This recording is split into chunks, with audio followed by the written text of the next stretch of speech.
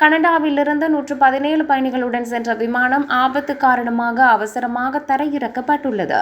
மின்சார கசிவால் ஏற்பட்ட தீ விபத்து காரணமாக டென்வரிலிருந்து டொரண்டோ சென்ற ஏர்பஸ் A220 என்ற ஏர் கனடா விமானம் மீண்டும் திரும்ப வேண்டியிருந்தது.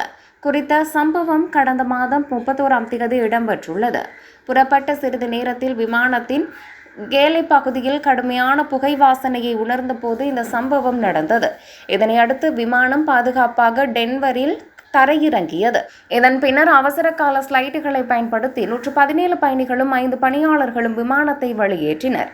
வெளியேற்றத்தின் போது ஒருவருக்கு சிறிய காயங்கள் ஏற்பட்டன. இதனை அடுத்து பயணிகள் மீண்டும் முனையத்துக்கு அழைத்து செல்லப்பட்டனர். மேலும் ஏர் கனடா அவர்களுக்காக புதிய விமானங்களை ஏற்பாடு செய்து வருகிறது.